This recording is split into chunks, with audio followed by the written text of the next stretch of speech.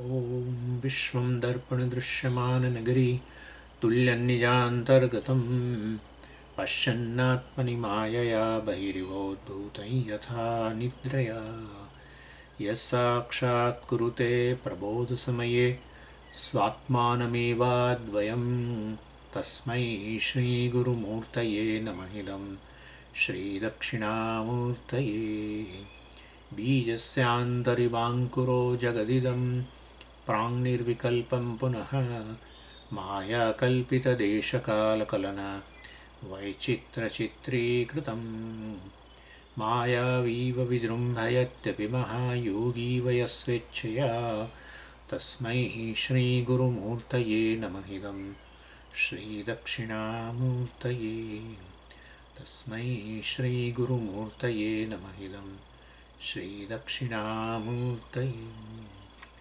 ॐ सहना भवतु सहनौ भुनक्तु सह वीर्यङ्करवावहै तेजस्विनावधीतमस्तु मा विद्विषावहै।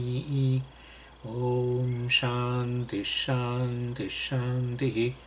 सदाशिवसमारम्भां शङ्कराचार्यमध्यमाम् अस्मदाचार्यपर्यन्तां वन्दे गुरुपरम्पराम्।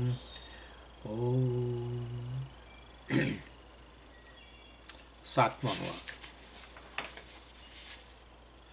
असद्वा इदमग्र आसीत् ततो वै सदजायत तदात्मानग्गः स्वयमकुरुत तस्मात्तत्सुकृतमुच्यत इति यद्वै तत्सुकृतं रसो वै सः रसग्रह्येवायं लब्ध्वानन्दी भवति को ह्येवान्यात् कः प्राण्याद् यदेष आकाश आनन्दो न स्यात् एष ह्येवानन्दयाति यदा ह्येवैष एतस्मिन् दृश्येनात्मे निरुक्ते निलयने भयं प्रतिष्ठां विन्दते अथ सो भयं गतो भवति यदा ह्येवैष एतस्मिन्नुदरमन्तरं कुरुते अथ तस्य भयं भवति तत्त्वेव भयं विदुषो मन्वानस्य तदप्येष श्लोको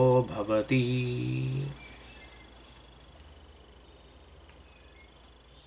એટલે આ સાતમો અનુવાક જે છે એ પરમાત્માના અસ્તિત્વ માટેનો મંત્ર છે. એટલે છઠ્ઠા અનુવાકના અંતે કહ્યું તદપ્યેષ શ્લોકો ભવતિ. ભાષ્યકારે કહ્યું તत् एतस्मिन् अर्थे ब्राह्मणोक्ते एषः श्लोकः मन्त्रः भवति यथा पूर्वेषु अन्नमयादि आत्मप्रकाशकाः पञ्चसु अपि एवं सर्वान्तरतम आत्मा अस्तित्वप्रकाशकोऽपि मन्त्रः कार्यद्वारेण भवति. બ્રહ્મનું અસ્તિત્વ સિદ્ધ કરવા માટે અહીંયા ભાષ્યકારે કહી રહ્યા છે તत् એતસ્મિન અર્થે બ્રાહ્મણોક્તે એષઃ શ્લોકઃ ભવતિ. પહેલાં આગળ બીજા બધા મંત્રો ગયા જે બ્રાહ્મણ પોર્શનના હતા, જેમાં આપણે પંચકોશ વગેરેની ચર્ચા કરેલી, અને એ આત્મા જ વાસ્તવમાં પંચકોશના રૂપમાં અભિવ્યક્ત થયેલો છે. એટલે યથા પૂર્વેશુ, જેવી રીતે આપણે પહેલાં પાંચ લેવલ, પાંચ કોષ અન્નમય વગેરે જે છે, અન્નમયાદિ આત્મપ્રકાશકાહ શ્લોકાહ, શ્લોકા એટલે મંત્ર, કે આ જે અન્નમય વગેરે જે છે એ જે એને એ આત્મા જે આત્મપ્રકાશકાહ, આત્માને પ્રકાશિત કરતો વગેરે શ્લોકો, પણ એટલે પણ આત્મા કયા રૂપમાં? અન્નમયાદિ આત્મપ્રકાશકાહ, અન્નમય વગેરેના રૂપમાં રહેલો આત્મા છે એને પ્રકાશિત કરતા મંત્રો, જે બ્રાહ્મણ પોર્શન કહેવાય, છઠ્ઠો અનુવાક. એ મંત્રો જે છે એમાં આપણે શું સિદ્ધ કર્યું કે આત્મા કે બ્રહ્મનું અસ્તિત્વ છે. બ્રહ્મના અસ્તિત્વને નકારી જ ન શકાય, કારણ કે જે કહે કે બ્રહ્મ નથી એ જ બ્રહ્મ છે. અને એના માટે મેં તમને એક સરસ ઉદાહરણ પણ આપેલું, એટલે હું કહું છું એ સરસ વગેરે. ઓકે, એટલે એક વ્યક્તિને એવું કહેવામાં આવ્યું એક જ્યોતિષી દ્વારા કે હવે આ જે રવિવાર આવે છે ને, એ રવિવારે સાંજે 4:30 વાગે તમારું મૃત્યુ થશે. એ વ્યક્તિને બહુ શ્રદ્ધા તો હતી જ, એટલે તો બતાવવા ગયો હતો એ જ્યોતિષી. એટલે વાસ્તવની અંદર જ્યોતિષને બતાવવા ગયો ને આવું કહ્યું એટલે એને તો પૂરેપૂરી શ્રદ્ધા હોવાને કારણે એટલે હવે એ બરાબર 4:30 વાગે રૂમની અંદર નીચે તળિયા પર ભોંયતળીએ મતલબ કે પેલી ચાદર પાથરી અને લંબાવી દીધું કે હમણાં હવે મૃત્યુ થવાનું છે. અને કોઈક આવ્યો, એનો મિત્ર જ આવ્યો, રવિવાર હતો, એનો મિત્ર આવ્યો સાંજે ને એણે નાટક કર્યું. કોઈ આવ્યું અને કે ઊભો થા, કે શું થયું તને અત્યારે કેમ સૂતો છું, તું કોઈ દિવસ આવી રીતે 4:30 સૂતો નથી, ઊભો થા. જવાબ ના આપ્યો કારણ કે મૃત્યુ થયું. એટલે બીજી વ્યક્તિએ મોટેથી બૂમ મારી કે ભાઈ અત્યારે કેમ સૂતો છું, આળસું છું, આમ છું, તેમ છું. ત્યારે એણે એટલો ગુસ્સે થઈ ગયો કે કહ્યું કે હું સૂતો નથી, હું તો મરી ગયો છું. ઓકે, એટલે જે વ્યક્તિ કહે છે કે હું મરી ગયો છું એ જ બતાવે છે કે શું છે, જીવિત છે. એટલે જે વ્યક્તિ કહે છે કે હું બ્રહ્મ નથી અથવા બ્રહ્મ જ નથી, ચાલો હું બ્રહ્મ નથી જવા દો, બ્રહ્મનું અસ્તિત્વ જ નથી, પરમાત્માનું અસ્તિત્વ જ નથી, ઈશ્વરનું અસ્તિત્વ જ નથી, એ વ્યક્તિ જ વાસ્તવમાં ઈશ્વર છે. ઈશ્વર એટલે એનું મૂળ સ્વરૂપ ઈશ્વર જ છે, પરમાત્મા છે. એટલે વાસ્તવની અંદર આ બ્રહ્મના અસ્તિત્વના સંદર્ભની અંદર આ અન્નમય આ શરીર છે બસ આત્મા છે, અંતઃકરણ છે આત્મા છે, ઇન્દ્રિયો છે બસ તેમાં છે, ઇન્દ્રિયો છે બરાબર, પણ આત્મા છે કેમ કહો છો, કારણ કે પેલું ઇન્દ્રિયોમાં જે છેપણું છે એ જ આત્મા છે. એટલે વાસ્તવની અંદર ઇન્દ્રિયોમાં સ્વતંત્ર તો આ છેપણું અસ્તિત્વનું છે જ નહીં. જે અસ્તિત્વ છે એ તો અસ્તિત્વ બ્રહ્મ માત્રનું અસ્તિત્વ છે, માટે બાકી બધું એનાથી અન્ય છે એ તો અસ્તિત્વ વગરનું છે, સ્વતંત્ર અસ્તિત્વ વગરનું છે, એમ મિથ્યા છે. એટલે એ રીતે તમે કોઈ પણ વસ્તુ કહો કે છે તો પછી બ્રહ્મનું અસ્તિત્વ સિદ્ધ થઈ જ ગયું. એટલે એ રીતે વાસ્તવમાં જે 5 કોષો આ જે વાસ્તવમાં આત્માની જ આ બધી અભિવ્યક્તિ છે, આત્માથી અન્ય કશું છે નહીં, માટે જે કંઈ તમે કહો શરીર, અન્નમય, પ્રાણમય વગેરે બધું આત્મા જ છે. એટલે કહ્યું આ ભાષ્યકારે અન્નમયાદિ આત્મપ્રકાશકાહ મંત્રાહ પંચસુ અપી, અને એ આ 5 વગેરેની અંદર એ સર્વાંતર આત્મા અસ્તિત્વ પ્રકાશકોપી મંત્ર કાર્યદ્વારેણ એ ભવતી. એટલે એ વાસ્તવમાં એ મંત્રોમાં આત્માનું અસ્તિત્વ, બ્રહ્મનું અસ્તિત્વ સિદ્ધ કર્યું. અને હવે આ તૈત્રીય ઉપનિષદની વિશેષતા કે જે બ્રાહ્મણ પોર્શનમાં જે કહેવાયું એ જ વસ્તુને મંત્ર દ્વારા કોટ કરે. મંત્રને બ્રાહ્મણ 2 પોર્શન હોય વેદમાં, અને એમાં આ બ્રાહ્મણ પોર્શનની અંદર એટલે આ તૈત્રીય ઉપનિષદને મંત્ર બ્રાહ્મણોપનિષદ કહેવાય છે, જેમાં ઉપનિષદ વાસ્તવમાં તૈત્રીય બ્રાહ્મણને અંતર્ગત રહેલું હોવાને કારણે બધા મંત્રો એ બ્રાહ્મણ વિભાગમાં કહેવાય તૈત્રીય ઉપનિષદના. પરંતુ ઉપનિષદ પોતે જ પાછું કોટ કરે. શું કોટ કરે? મંત્ર કોટ કરે, એટલે મંત્ર વિભાગમાંથી કોટ કરે. આના સંદર્ભમાં, કયા સંદર્ભમાં? આ વિષયના સંદર્ભમાં, બ્રહ્મના અસ્તિત્વના સંદર્ભમાં. એટલે કહ્યું તદપ્યેષ શ્લોકો ભવતિ, એષઃ શ્લોક એષઃ મંત્ર ભવતિ. આ જ તદપ્યેષ, તદપી એષઃ, તદપી એટલે તસ્મિન અર્થે, આ જ અર્થમાં જે 6ઠ્ઠા અનુવાકમાં અમે તમને આત્માનું અસ્તિત્વ, બ્રહ્મનું અસ્તિત્વ સિદ્ધ કર્યું કે આ પંચકોશ વિલક્ષણ, પંચકોશના રૂપમાં રહેલો અને પંચકોશથી વિલક્ષણ એવો આત્મા જે છે એનું અસ્તિત્વ આપોઆપ સિદ્ધ થઈ જાય પંચકોશ દ્વારા જ. અને એના સંદર્ભમાં જ ઉપનિષદ પોતે જ મંત્ર વિભાગમાંથી મંત્ર કોટ કરે છે, અને એ આપણો આ 7મો અનુવાક. પણ વિલક્ષણ વસ્તુ એ છે કે આત્માના અસ્તિત્વ સિદ્ધ કે બ્રહ્મના અસ્તિત્વ સિદ્ધ કરવા, અર્થાત એનું સત રૂપે સિદ્ધ કરવા માટે અસદ્વાથી શરૂઆત કરે છે. એ અસદ્વાહિદમગ્ર આસિત, અસદિતિ વ્યાકૃત, ભાષ્યકાર કહે છે અસદિતિ વ્યાકૃત નામરૂપ વિશેષ વિપરીતમ અવ્યાકૃતમ બ્રહ્મ ઉચ્યતે ન પુનઃ અત્યંતમેવ અસત નહીં અસત સજ્જન્મ અસ્તિ. કેટલું સુંદર! અસદ્વાહિદમગ્ર આસિત. અરે આ બધું જે કંઈ તમે અત્યારે જોઈ રહ્યા છો એ બધું હતું જ પહેલાં. તો કયા રૂપમાં હતું? એટલે આ બધું અત્યારે બધું શું છે? બ્રહ્મ છે. તો આ બધું પહેલાં પણ હતું, એટલે પહેલાં એટલે શું? સૃષ્ટિની પહેલાં. તો સૃષ્ટિની પહેલાં હતું તો પછી આ બધું આવું ને આવું જ હતું તો સૃષ્ટિ બોલાય જ નહીં. નામરૂપ અભિવ્યક્ત થવું એનું નામ તો સૃષ્ટિ છે. તો આ બધું સૃષ્ટિ પહેલાં હતું તો પછી કયા રૂપમાં હોવું જોઈએ? નામરૂપ બધા અવ્યક્ત રૂપે. એટલે એ બ્રહ્મ અવ્યક્ત રૂપે હતું. આ બધું અત્યારે વ્યક્ત બ્રહ્મ છે. આ નામરૂપ સહિતનું બ્રહ્મ એ બધું બ્રહ્મ જ છે. તો પછી આ અત્યારે નામરૂપ સહિતનું જગતના રૂપમાં અભિવ્યક્ત થયેલું બ્રહ્મ જે છે એ જ પહેલાં કેવું હતું? અવ્યાકૃત હતું. એ અવ્યાકૃત બ્રહ્મ માટે શબ્દ વાપર્યો અસત. નહીં કે વાસ્તવમાં અસત એટલે સંપૂર્ણપણે શૂન્ય. શૂન્યમાંથી તો કશું આવે જ નહીં. આ બધું જે કંઈ જણાઈ રહ્યું છે તો વાસ્તવમાં આ બધું સત જણાઈ રહેલું છે, વ્યાકૃત રૂપે જણાઈ રહેલું છે કે શૂન્યમાંથી તો આવે જ નહીં. વ્યાકૃત વસ્તુ અવ્યાકૃતમાંથી આવે. અને માટે અસત ઇતિ વ્યાકૃત નામરૂપેશ વિપરીતમ અવ્યાકૃતમ બ્રહ્મ ઉચ્યતે. અસત એટલે અવ્યાકૃત બ્રહ્મ. ન પુનઃ અત્યંતમેવ અસત. અત્યંત અસત કે શૂન્ય નહીં. નહીં અસત સજ્જન્મ અસ્તિ. કોઈ શૂન્યમાંથી તો કશી અસ્તિત્વ ધરાવતી વસ્તુ આવે નહીં. અસ્તિત્વ આ બધું જે તમે અનુભવી રહ્યા છો અત્યારે આ સ્થૂળ જગતના રૂપમાં વગેરે વસ્તુ કેવી હતી? અવ્યક્ત, અવ્યાકૃત રૂપે હતી. એટલે બ્રહ્મ જ અવ્યાકૃત હતું. એવું તો છે નહીં કે આ જગત જુદું અને બ્રહ્મ જુદું. બ્રહ્મ જ હવે આ રૂપમાં વ્યક્ત થયું હોય તો એ જ બ્રહ્મ વાસ્તવમાં પહેલાં અવ્યાકૃત રૂપે હતું. હવે વ્યાકૃત બ્રહ્મ છે. એટલે એ રીતે આ બધું આ રીતે બતાવે છે કે બ્રહ્મના અસ્તિત્વ માટે આ પ્રકારે અહીંયા આ રીતે ચર્ચા ઉપાડે છે.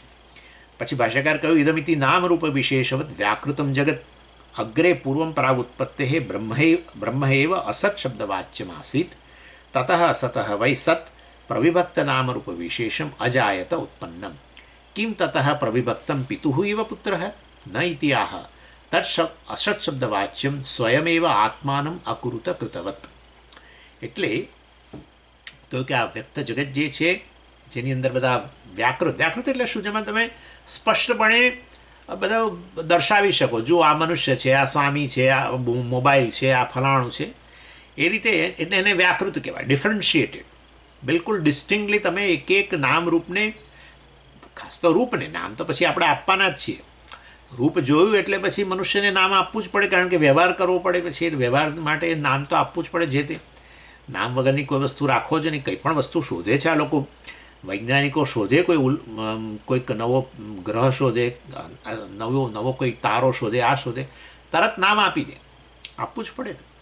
એટલે એ રીતે વાસ્તવમાં એટલે કે આ નામ રૂપાત્મક રૂપે જણાઈ રહેલું વ્યક્ત જગત જે છે એના સર્જન પહેલાં વાસ્તવની અંદર એ શું હતું? મતલબ કે બ્રહ્મ કયા રૂપમાં હતું? અસત, અવ્યાકૃત રૂપમાં હતું. એમાંથી જ આ આવ્યું છે. અર્થાત અવ્યાકૃત જ વ્યાકૃત બન્યું છે. અને તો પછી જે અવ્યાકૃત જે કારણ નેચરલી અને વ્યાકૃત એ કાર્ય કહેવાય. આ વસ્તુ જેમ બીજ છે એની અંદર વૃક્ષ અવ્યાકૃત કે અવ્યક્ત, અને પછી શું થયું? વ્યક્ત. તો આપણે શું કહીએ છીએ બીજને? જેમાં બીજ જે અવ્યાકૃત વૃક્ષ રૂપે રહેલું છે, અવ્યાકૃત વૃક્ષ બીજ રૂપે જે રહેલું છે એને આપણે કારણ કહીએ. એવી જ રીતે જો અવ્યાકૃત બ્રહ્મને શું કહીએ? કારણ કહીએ. વ્યાકૃત બ્રહ્મ જે છે જે જગત મતલબ કે શું એને શું કહીએ? કાર્ય. એટલે તો પછી અહીંયા એમ કહે છે કે વાસ્તવની અંદર જેમ આચાર્ય કહે છે કિમ તતઃ પ્રવિભક્તમ પિતુઃ ઇવ પુત્રઃ. તો પિતાએ જેમ કારણ હોય છે ને પુત્ર કાર્ય હોય છે, અને કારણ અને કાર્ય ભિન્ન છે. પિતા પુત્ર નથી જ, ડેફિનેટલી પુત્ર પિતા નથી. તો એવી રીતે આ અવ્યાકૃત બ્રહ્મ જે કારણ છે અને વ્યાકૃત બ્રહ્મ જે કાર્ય છે એ બંને આ પિતા અને પુત્ર જેમ અલગ અલગ હોય છે એવી રીતે જુદા જુદા છે ના. એટલે વાસ્તવની અંદર કહે છે એવું નથી. કેવળ આ તો અભિવ્યક્તિ છે.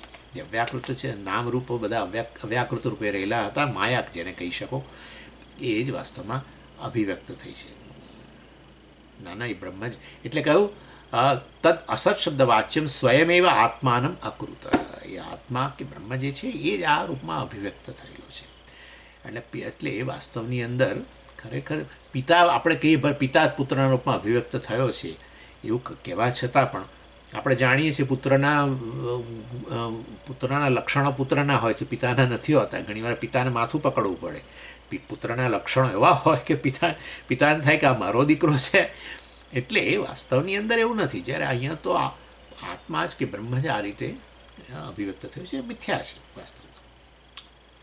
સ્વયં આત્માનમ અકૃત કૃતવત. પોતે જ એમ જ કોને કે આત્માએ જ પોતાને આ રીતે અભિવ્યક્ત કર્યો. આત્મા પોતાની જાતને આ રીતે વ્યક્ત કરી, બ્રહ્માએ પોતાની જાતને વ્યક્ત કરી.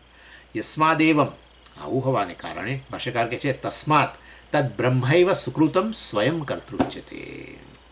માટે કહ્યું ત્યાં આપણે આની અંદર અનુવાકની અંદર કહ્યું તસ્માત તત્ સુકૃતમ ઉચ્યત. આવું તદ આત્માનમ સ્વયં અકૃત. આત્માનમ સ્વયં એણે પોતે જ પોતાની જાતને આવી રીતે વ્યક્ત કરી જેને તમે જગત કહી રહ્યા છો. એ આવું હોવાને કારણે પોતાને જ આ રીતે વ્યક્ત કર્યો હોવાને કારણે સુકૃતમ ઉચ્યતે. સુકૃતમ એટલે શું? સ્વયં કર્તૃ. સુકૃતમ એટલે સુકૃત એટલે સ્વયં કર્તૃ. સ્વયં કર્તૃ બ્રહ્મ ઇતિ પ્રસિદ્ધમ લોકે સર્વકારણત્વાત. એટલે બ્રહ્મ જ વાસ્તવની અંદર આ રીતે મેકર મટીરિયલ બધું એ જ છે. અર્થાત બ્રહ્મએ જ પોતાને આ રીતે અભિવ્યક્ત કરેલું છે. સ્વયં કર્તૃ બ્રહ્મ ઇતિ પ્રસિદ્ધમ. બ્રહ્મ કે પરમાત્મા જ આ જગતનું કારણ છે, એ સર્વકારણત્વાત સર્વનું કારણ છે તો પ્રસિદ્ધ છે. અને માટે બ્રહ્મએ જ આ પોતાની જાતને અભિવ્યક્ત કરી છે. એવું તો નથી કે બ્રહ્મ પાસે કંઈક મટીરિયલ પડી રહ્યું હતું ને એમાંથી એણે બનાવવાનું શરૂ કર્યું. એ જ તો વાસ્તવમાં ઉપાદાન છે ને એ જ નિમિત્ત કારણ છે. માટે પોતે જ પોતાની જાતને અભિવ્યક્ત કરેલી છે. માટે એને સુકૃત કહ્યું. બ્રહ્મને માટે નામ આપ્યું અહીંયા સુકૃત. તસ્માત તત્ સુકૃતમ ઉચ્યતે. ઉચ્યતે એવું કહેવાય છે. યદ્વૈ તત્ સુકૃતમ એટલે હવે બીજું કારણ આપે છે. એટલે કે છે ભાષ્યકારે એ વસ્તુ સમજાવે છે. યસ્માદ્વા સ્વયમેવ અકરોત સર્વમ સર્વાત્મના તસ્માત પુણ્યરૂપેણ આપી તદેવ બ્રહ્મ કારણમ સુકૃતમ ઉચ્યતે. સ્વામીજી આ બધું તો થઈ ગયું, મને ખબર છે થઈ ગયું છે ભાઈ, પણ હવે તમને બધું સહેજ તો રિપીટ કરીને આ બધું બતાવવું પડશે ને. 7મા અનુવાક તો ક્યારનો શરૂ થઈ ગયો હો, કેટલાય ક્લાસ લઈ લીધા આપણે. પણ આ ટૂંકમાં યસ્માદ્વા ભાષ્યકાર બીજો એનો અર્થ આપે છે સુકૃતમનો. યસ્માદ્વા સ્વયમેવ અકરોત સર્વમ સર્વાત્મના તસ્માત પુણ્યરૂપેણ આપી તદેવ બ્રહ્મ કારણમ. એટલે સુકૃતમનો શું અર્થ? આપણે બીજો જાણીતો અર્થ આપણા માટે તો છે જ કે સુકૃત એટલે સારા કર્મોનું ફળ અને સુકૃત કહેવાય. હવે જો બ્રહ્મ જ આ બધા રૂપમાં અભિવ્યક્ત બન્યું હોય તો બ્રહ્મ જ કર્મના રૂપમાં અભિવ્યક્ત થયેલું છે. બ્રહ્મ જ કર્મના નિયમોના રૂપમાં અભિવ્યક્ત થયેલું છે. બ્રહ્મ જ કર્મ ફળ પુણ્ય વગેરે રૂપે પણ અભિવ્યક્ત થયેલું છે. અને માટે બ્રહ્મને સુકૃત કહી શકાય, કારણ કે બ્રહ્મ જ પુણ્યના રૂપમાં અભિવ્યક્ત થયું છે. સર્વકારણ હોય તો પછી હવે શું બાકી રહ્યું? કશુંક બાકી રહી જાય તો બ્રહ્મ શબ્દ ખેંચી લેવો પડે. બ્રહ્મ બોલાય જ નહીં. બ્રહ્મ એટલે એનાથી અન્ય અદ્વૈતમ, અદ્વયમ બ્રહ્મ. અદ્વય એટલે જેનાથી અન્ય બીજી કોઈ વસ્તુ છે જ નહીં, એનું નામ બ્રહ્મ. તો પછી હવે જે કે પુણ્ય વગેરે છે એ પણ બ્રહ્મ જ છે. જેને તમે સુકૃત કહો છો, પુણ્ય કહો છો, એ બ્રહ્મ જ છે. માટે એ દ્રષ્ટિએ પણ ભાષ્યકાર કહે છે આ બ્રહ્મને સુકૃત કહેવામાં આવે છે, કારણ કે એ જ પુણ્યના રૂપમાં અભિવ્યક્ત બનેલો છે. આ જે વાસ્તવમાં એના કારણ પછી સુખનું કારણ બને છે. પુણ્ય પછી તમે જે પુણ્ય હોય એ જ તમારા માટે અનુકૂળ પરિસ્થિતિઓ વગેરેના રૂપમાં આવે અને એના કારણે તમને આનંદ થાય. સર્વથાપી ભાષ્યકાર કહે છે સર્વથાપી તું ફલ સંબંધાદિ કારણમ સુકૃત શબ્દ વાચ્યમ પ્રસિદ્ધમ લોકે યદિ પુણ્યમ વા યદિ વા અન્યત સા પ્રસિદ્ધિ નિત્યે ચેતન કારણે સતિ ઉપપદ્યતે તસ્માદ અસ્તિ બ્રહ્મ સુકૃત પ્રસિદ્ધેહે. એટલે સર્વથા આપી તું ફલ સંબંધાદિ કારણમ સુકૃત શબ્દ વાચ્યમ પ્રસિદ્ધમ લોકે. સર્વથા આપી એટલે આપણે ના કહીએ જે રીતે તમારે જોવું રીતે જો. સુકૃત અર્થાત પોતાની જાતને જ આ રીતે પોતે જ પોતાની જાતને આ રીતે અભિવ્યક્ત કરી સ્વયં આત્માનમ અકરોત, એ રીતે એને સુકૃત કહો. સ્વયં કર્તૃ પોતે જ આ બધું ઉત્પન્ન કર્યું, અથવા પોતે પોતાની જાતને જ આ રીતે ઉત્પન્ન કરી અભિવ્યક્ત કરી. અથવા સુકૃતનો અર્થ પુણ્ય કરો ને એમાં બ્રહ્મને એટલે સુકૃત કહી શકાય, કારણ કે બ્રહ્મ સર્વનું કારણ છે અને બ્રહ્મ જ સર્વ કઈ રૂપમાં રહેલો છે. સર્વનું કારણ હોવાથી જ સર્વ રૂપે રહેલો છે અને એ દ્રષ્ટિએ પુણ્યના રૂપમાં છે. પુણ્યને આપણે સુકૃત કહીએ છીએ, માટે બ્રહ્મ જ પુણ્યના રૂપમાં છે, માટે બ્રહ્મને સુકૃત કહી શકાય. એટલે ભાષ્યકાર કહે છે સર્વથા આપી જે પણ રીતે તમારે જોવું એ રીતે જુઓ. ફલ સંબંધાદિ કારણમ સુકૃત શબ્દ વાચ્યમ પ્રસિદ્ધમ લોકે. ફલ સંબંધાદિ કારણ, ફલ સાથેના સંબંધનું શું કારણ? કર્મ. એટલે કારણનો અર્થ અહીંયા આપણે કર્મ કરવાનો. ફલ સંબંધાદિ કારણમ કર્મ, એ કર્મ સુકૃત શબ્દ વાચ્યમ. ભાઈ તમે કહો છો સ્વામીજી પુણ્ય તો સુકૃત કહેવાય. હા, પણ પુણ્યને સુકૃત કહેવાય તો એનું કારણ જે કર્મ છે એ પણ શું કહીએ આપણે? સુકૃત. દુષ્કૃત એટલે શું કહીએ? પાપ કર્મ. અને સુકૃત એટલે પુણ્ય કર્મ. એટલે ફળને આપણે પુણ્યને પણ સુકૃત કહીએ અને એનું કારણ એવું આ કર્મ છે એને સુકૃત જ કહેવાય. એટલે ફલ સંબંધાદિ કારણ જે કર્મ છે એ સુકૃત શબ્દ વાચ્ય. એટલે સામાન્ય રીતે પુણ્યને આપણે કદાચ સુકૃત નથી કહેતા, જેટલું આપણે પેલા કર્મને સુકૃત કહીએ. સ્વામીજી આ સુકૃત છે, આ દુષ્કૃત છે, અને આ દુષ્કૃત્ય કર્યું, આવું કૃત્ય શબ્દ વાપરે છે, પણ એ જ સેમ અર્થ છે. દુષ્કૃત્ય અને આ સુકૃત સત્કૃત્ય કહીએ. એટલે વાસ્તવની અંદર એટલે કે પ્રસિદ્ધમ લોકમાં પ્રસિદ્ધ છે સુકૃત એટલે સારું કર્મ, જે પછી એમાંથી શું ઉત્પન્ન થાય? પુણ્ય. માટે પુણ્યને સુકૃત કહેવાય. એનીવે, અને માટે જો જે કાંઈ છે પણ બ્રહ્મ જ હોય તો પછી આ બધું જે કર્મ જે છે, સારા કર્મ, એ પણ બ્રહ્મ જ છે વાસ્તવની અંદર. અને એમાંથી ઉત્પન્ન થતું ફળ પણ એ પણ બ્રહ્મ છે. માટે એ સુકૃતને તમે કર્મની દૃષ્ટિએ બ્રહ્મ કહો, કે પુણ્ય જે ઉત્પન્ન થાય છે ફળરૂપે એને તમે સુકૃત કહો. એટલે આ રીતે બ્રહ્મ માટે એટલે સુકૃત શબ્દ બ્રહ્મ માટે વાપરી શકાય છે. યદિ પુણ્યમ વા અન્યત, ભાષ્યકાર કહે છે, સા પ્રસિદ્ધિ નિત્ય ચેતન કારણે સતી ઉપપદ્યતે. એટલે કે તમે સુકૃત શબ્દનો અર્થ પુણ્ય કરો કે સુકૃત શબ્દનો અર્થ પેલો સ્વયં કર્તૃ કરો, કે આ પ્રસિદ્ધિ જે છે વાસ્તવમાં એ તો છે જ. શું પ્રસિદ્ધિ? નિત્ય ચેતન કારણે સતી ઉપપદ્યતે. નિત્ય ચેતન કારણે એટલે વાસ્તવમાં ચેતન, આ સમગ્ર જગતનું કારણ ચેતન જે છે એ જે બદલાયા વગરનું છે, જે સમયની, જે કાળની મર્યાદામાં, કાળની અસરથી પર છે, એવું વાસ્તવની અંદર એ કારણ હોવું જ જોઈએ. અને એ ચેતન કારણ જ હોવું જોઈએ. એકદમ ચેતન કઈથી લઈ કર્મની વાત કરતા આપણે તો પછી કર્મફળનો સંબંધ કોણ સ્થાપિત કરશે? મેં અત્યારે આ સારું કામ કર્યું, બરાબર છે, અત્યારે સમજો સારું જ કામ છે, અત્યારે આ સત્સંગ થઈ રહ્યો છે અને તમે સાંભળો છો, એ તમારા માટે સારું કામ છે. હવે આ સારું કામ થયું તો પછી એની મને સારું ફળ મળવું જોઈએ, પણ તે કોણ જોડશે કોણ? કર્મ તો પૂરું થશે હમણાં 8 વાગે, એટલે તમારા અહીંયા 5:30. તમારે તો તમારા પક્ષે કર્મ પૂરું થશે, મારા પક્ષે પૂરું થઈ ગયું, પણ હવે એનું ફળ ભવિષ્યમાં સારા ફળ પુણ્યના રૂપમાં મળવું જોઈએ, તે જોડશે કોણ? કોઈક તો નોંધ રાખનાર જોઈશે ને. નોંધ રાખનાર કોણ હોય? ચેતન હોવો જોઈએ. તો આવું તો સ્વામીજી આટલા બધા કરોડો લોકો કરતા સારા કર્મો ને એના બધા પુણ્યને એમને ભવિષ્યમાં ફળ આપવું, અને એ અહીંયા અત્યારે જ નહીં, ભૂતકાળની સૃષ્ટિમાં પણ હોય. અને એ ભૂતકાળની સૃષ્ટિમાં પણ એ જે સૃષ્ટિ આવેલી એ પહેલાંની સૃષ્ટિમાં પણ હોય, બરાબર ને? કર્મ તો છે, સૃષ્ટિ તો છેવટે બધી જીવોના કર્મથી પછી બધું અભિવ્યક્ત થાય, એમને શરીરો મળે ને આમ ને તેમ. તો આ બધાની નોંધ રાખનાર તો પેલો ચેતન હંમેશા બદલાયા વગરનો રહેવો જ જોઈએ. આપણે તો અત્યારે જે 30 વર્ષની ઉંમરે આપણને જેટલું યાદ હોય ને બધું, એ પછી 70 વર્ષની ઉંમરે કશું યાદ નથી આવતું. માથું ખંજવાળ કરીએ તો એ વ્યક્તિનું નામ યાદ ના આવે. અને કહેવાય તો નહીં કે તમારું નામ હું ભૂલી ગયો છું, એવું ના બોલાય. એટલે બહુ ગરબડ થઈ જતી હોય છે. એટલે આવું બ્રહ્મને ના થાય. આવું એ પહેલાં યુવાન હોય ને પછી આ તો જેમ સૃષ્ટિ થતી ગઈ એમ એ ગરડું થતું ગયું, તો પછી એને થાય કે ભાઈ આ કામ કોણે સારું કરેલું, હવે મારે તો યાદ કરવું પડશે. એટલે એ બ્રહ્મા કાળની અસરથી પણ નિત્ય, ભાષ્યકારે કહ્યું, નિત્ય ચેતન કારણે સતી ઉપપદ્યતે. નિત્ય જે કાળની અસરથી પર છે એવું બ્રહ્મા સર્વદા હાજર હોવું જોઈએ. જે કર્મને આપણે સુકૃતની વાત કરી રહ્યા છીએ, સુકૃત શબ્દ મંત્રમાં આવ્યો, એટલે દુષ્કૃત હોય તો એનું ફળ મળે. એટલે વાસ્તવની અંદર નિત્ય ચેતન કારણે સતી ઉપપદ્યતે. આ ત્યારે જ શક્ય છે. તમે ગમે તે અર્થ કરો કે આ વાસ્તવમાં આ સમગ્ર જગતને એણે પોતાનામાંથી જ ઉત્પન્ન કર્યું, પોતે પોતાનામાંથી ઉત્પન્ન કર્યું વગેરે, પોતે જ અભિવ્યક્ત થયો, તો એનો અર્થ કે તો હંમેશા હતો જ નેચરલી. એ રીતે પણ એ નિત્ય ચેતન ગણી શકો. અથવા તો આ કર્મફળના સંબંધ પણ હંમેશા જે તે સૃષ્ટિની શરૂઆતથી તે અંત સુધી આપતો હોય, તો એ તો બદલાયા વગરનો હંમેશા રહેવો જ જોઈએ. સૃષ્ટિ આવે ને જાય, કર્મને અનુરૂપ, એ તો હંમેશા. એટલે નિત્ય શબ્દ વાપર્યો ભાષાકારે. નિત્ય ચેતન કારણે ચેતન જ જોઈએ.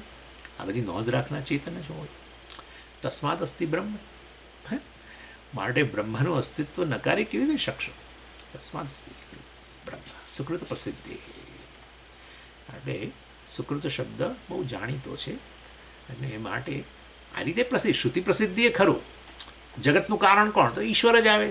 શ્રુતિમાં તો એ જ પ્રસિદ્ધિ આ લોકમાં પ્રસિદ્ધિ તો જે લોકો નથી સ્વીકારતા એને માટે, જે લોકો જાણે છે ઈશ્વરને શ્રદ્ધા છે, એમને ઈશ્વર સંબંધી થોડું ઘણું જ્ઞાન છે, એ લોકો પહેલાં તરત જ કહે છે ઈશ્વરે સૃષ્ટિ કરી છે. એ રીતે સુકૃત શબ્દ જાણીતો જ છે. અથવા કર્મફળ મળતું હોય ત્યારે આપણે જ કહીએ છીએ ભગવાને આ ફળ આપ્યું, એટલે કર્મનું એ દ્રષ્ટિએ પણ પુણ્ય પાપ વગેરે આપનારો કર્મફળ એ ચેતન કારણ હોવો જ જોઈએ, એ આપણે જાણીએ જ છીએ. એટલે સુકૃત શબ્દ પ્રસિદ્ધ જ છે, લોકમાં પ્રસિદ્ધ છે અને શ્રુતિમાં પ્રસિદ્ધ છે. આ બીજા વધારે કારણ આપે છે શેના માટે? બ્રહ્મના અસ્તિત્વને સિદ્ધ કરવા વધારે દલીલ, મતલબ ઇતશ્ચ અસ્તિ. વળી અમે તમને બીજા કારણ બીજી દલીલો આપીએ શેના માટે? બ્રહ્મના અસ્તિત્વ માટે. કુતઃ રસત્વાत्, કુતઃ રસત્વ પ્રસિદ્ધિ બ્રહ્મણ ઇતિ અતઃ આહ યદ્વૈ તત્સુકૃતમ રસો વૈસઃ. એ આવીને આપણે અનુવાકમાં યદ્વૈ તત્સુકૃતમ રસો વૈસઃ. જુઓ, તમે જોતા જાઓ. અસદ્વાઇદમગ્ર આસીત તતો વૈ સદજાયત તદાત્માનમ સ્વયં અકુરુત તસ્માત તત્સુકૃતમુચ્યતે ઇતિ યદ્વૈ તત્સુકૃતમ રસો વૈસઃ.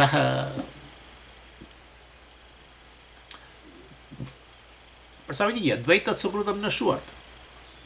એટલે એણે જ પોતે જ પોતાનામાંથી આ બધું અભિવ્યક્ત કર્યું, પોતે જ આ રીતે અભિવ્યક્ત થયેલો, પોતે સર્વનામરૂપથી પર, સર્વ વિશેષોથી પર, કાળથી પર અસંગ રહીને આવું સર્વ વિશેષો, અબ્બયો વિશેષો ધરાવતો આ જગત અને કાળ, જે કાળને અંતર્ગત પાછું એવું જગત પોતે જ આ રૂપમાં અભિવ્યક્ત થયું. પોતે કાળથી પર રહીને કાળને અંતર્ગત એવું જગતના રૂપમાં અભિવ્યક્ત થયું. પોતે સર્વ વિશેષોથી પર રહીને નિર્ગુણ નિર્વિશેષ રૂપે રહીને સર્વ વિશેષોના રૂપે પ્રગટ થયો. Well done, well done, well done. યદ્વૈ તત્સુકૃતમ, વેલ ડન, જબરજસ્ત. એટલે વાસ્તવની અંદર શક્ય જ નથી ને, પોતે કાળની અસરથી પર રહીને પોતે જ કાળને અંતર્ગત એવા જગતના રૂપમાં અભિવ્યક્ત થયો. પોતે સર્વ કર્મોથી પર રહીને જ આ કર્માત્મક જગત, કર્મના નિયમોથી બંધાયેલું જગતના રૂપમાં અભિવ્યક્ત થયો. એટલે અસંગ રહીને બધા જ સંબંધિત, જગતની અંદર પ્રત્યેક વસ્તુ એકબીજાથી સંબંધિત છે. કોણ છે? બ્રહ્મ છે. પણ બ્રહ્મ તો પછી બ્રહ્મ આવો સંબંધી? ના ના ના ના, અસંગ છે. એટલે આ તો કંઈ ગજબ છે વસ્તુ. અસંગ રહીને આવું સંબંધવાળું કનેક્ટેડ એક વસ્તુ, એવું કહેવાય છે જગતની અંદર નાનામાં નાનું કણ પણ સમગ્ર જગત સાથે સંકળાયેલો છે. એટલે આવા જગતના રૂપમાં એ જ અભિવ્યક્ત થાય. માટે વેલ ડન, ખરેખર. અને રહ્યો પાછો પોતે છે આવો જ, પણ આવા રૂપમાં એ જણાય છે. એટલે આ રીતે માટે યદ્વૈ તત્ સુકૃતમનો અર્થ છે વૈ એટલે ખરેખર, યદ સુકૃતમ માટે એ આજે કંઈ આ બ્રહ્મ જે છે એ ખરેખર આ રૂપમાં જે અભિવ્યક્ત માટે થયો છે, માટે અમે એને સુકૃત કહીએ છીએ. એનીવે, બીજા બધા કારણો આપે છે. અને શું કહે છે? રસો વૈસઃ રસગ્ગ હ્યેવાયન લબ્ધ્વા નંદી ભવતી. એ પાઠ સમજાવે છે. કુતઃ રસત્વ પ્રસિદ્ધિ બ્રહ્મણ. એટલે વાસ્તવની અંદર કહે છે કે બ્રહ્મણ રસત્વ પ્રસિદ્ધિ, એ આ બ્રહ્મ જ સર્વ રસ એટલે આનંદ. એટલે વાસ્તવની અંદર એ રસત્વ પ્રસિદ્ધિ તમે એવું કેવી રીતે કહી શકો કે બ્રહ્મ જ વાસ્તવની અંદર એ આ આનંદનો સોર્સ છે? એવું તમે કેવી રીતે કહી શકો? અને તમે તો કહો છો પ્રસિદ્ધિ એટલે બહુ વેલ નોન છે, એવું તમે કેવી રીતે કહી શકો? યદ્વૈ તત્સુકૃતમ રસો વૈસઃ, કારણ કે એ સુકૃત છે. અને માટે સુકૃત એટલે પુણ્યને આપણે કહ્યું જ, બરાબર છે. પુણ્યના રૂપમાં એ જ રહેલો છે. પુણ્યથી શું મળતું હોય છે? આનંદ મળતો હોય છે. માટે એ દૃષ્ટિએ આનંદનું કારણ પુણ્ય છે, પણ પુણ્યના રૂપમાં એ બ્રહ્મ જ રહેલું છે. માટે આનંદનું કારણ બ્રહ્મ છે. અને માટે વાસ્તવની અંદર આનંદનો અનુભવ થાય છે. તો શું સિદ્ધ થઈ ગયું? બ્રહ્મ છે. હવે સમજી ગયા? તો કેવું તમે વિચાર કરો. કોઈ એવું તો ના કહી શકે કે મને આનંદનો અનુભવ જ નથી થતો. આમ તમે જોવા જાઓ તો ખરેખર આપણા જીવનની અંદર દુઃખથી અન્ય કશું નથી. સાચું કહું તો તમે કહો સમજી આવી રીતે ન જોવું જોઈએ. હા, બરાબર છે, ન જોવું. એટલા માટે આ જોવાનું કહું છું તમને કે આનંદ જીવનમાં આવે એવી શક્યતા ઓછી છે, કારણ કે આપણે સતત મર્યાદાઓ અનુભવીએ છીએ. અનેક પ્રકારની તમે જોશો કે આપણે શારીરિક રીતે બહુ સ્વસ્થ હોઈએ, ચાલો તો એનું બોધરેશન ન હોય, તો આપણે આપણા ઘરની વ્યક્તિઓ હોય એનું કંઈક બોધરેશન હોય. એ કંઈ બોધરેશન ન હોય તો વળી કંઈક બહારનું કંઈક આપણે કંઈક પૈસા કમાતા હોય એમાં કંઈક બોધરેશન હોય. એ બોધરેશન ન હોય તો કોઈ આપણને હેરાન કરતું હોય આપણા ઓફિસની અંદર એનું બોધરેશન. તમે જોજો હંમેશા દિવસ દરમિયાન ઇવન કશું કોઈ ના હોય ને પતિ પત્ની 2 જણા હોય તો એક અંદર એકબીજા સાથે ઝઘડે. એટલે કહેવાનો આશય એવો છે કે આ દુઃખના કારણો અનેક છે. આટલું દુઃખમય જીવન હોવા છતાંય દુઃખાલય એટલે માટે ભગવાને શબ્દ વાપર્યો દુઃખાલયમ અશાશ્વતમ. દુઃખનો આલય છે. જેમ પુસ્તકનો આલય હોય, પુસ્તકાલયની અંદર પુસ્તકો ઉપલબ્ધ હોય, ભોજનાલયમાં ભોજન ઉપલબ્ધ હોય, એમ દુઃખાલયમાં શું ઉપલબ્ધ હોય? દુઃખ ઉપલબ્ધ હોય. એવું આ જગત જે વાસ્તવમાં દુઃખાત્મક છે, શરીર વગેરેથી માંડીને બધું, એવા સંજોગોમાં સુખ પ્રાપ્ત ન થવું જોઈએ. અને એમાં વળી પાછળ જો તમે આ જ્યોતિષ વગેરેનો આશરો લો તો સાચવજો. હવે આ આવી રહ્યું છે, પેલી પનોતી આવી રહી છે, પેલું છે, હવે તમારા પર વક્ર દ્રષ્ટિ છે ને પેલું છે ને આ કરાવો ને તે કરાવો ને આ પ્રાયશ્ચિત કરાવો ને પેલો સર્પદોષ છે ને ફલાણું છે ને ઢીકણું. એટલે આપણને એક નહીં તો બીજી રીતે સતત આપણે આ રીતે દુઃખમાં જ જીવતા હોઈએ છીએ. અને એવા સંજોગોની અંદર સુખનું કોઈ આપણી પાસે જ્યારે કારણ જ ન હોય અને એની સામે there are enough reasons to be unhappy, એવું જ્યારે હોય તો પછી વાસ્તવમાં એ સુખનું કારણ કોઈક તો હોવું જોઈએ. અને એ સુખનું કારણ વાસ્તવની અંદર શું છે? આનંદ હેતુ બ્રહ્મ અસ્તિ. સ્વામીજી મહારાજ પુણ્ય એ તો સુખ આપે છે, સારું, પણ એ પુણ્ય તમે જુઓ તો એ છે એ શું છે? કર્મફળ પણ બ્રહ્મ જ છે. અને એ દ્રષ્ટિએ પણ એ વાસ્તવમાં આનંદનું કારણ બ્રહ્મ છે. એટલે હવે વસ્તુ વધારે સમજાવે છે ભાષ્યકાર. ન અસતઃ આનંદ હેતુત્વમ દૃષ્ટમ લોકે બાહ્ય આનંદ સાધન રહિતાઃ અપી નિરીહાઃ નિરેષણાઃ બ્રાહ્મણાઃ બાહ્ય રસ લાભાત ઇવ સાનંદાઃ દૃશ્યન્તે વિદ્વાંસઃ નૂનમ બ્રહ્મ એવ રસઃ તેષાં તસ્માદસ્તિ તત્તેષાં આનંદકારણમ રસવદ બ્રહ્મ.